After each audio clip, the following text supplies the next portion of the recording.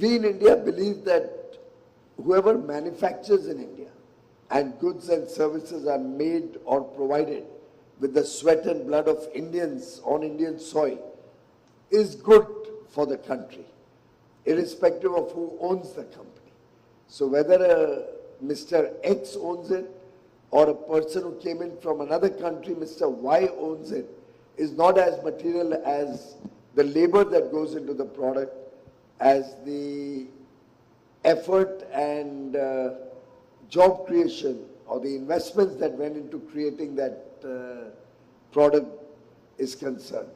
And we are focusing on giving a level playing field both to Indians and to foreign companies to come and make in India, expand in India, and make India your base for global operations. Because with a domestic demand of 1.4 billion people, you already have a large domestic market.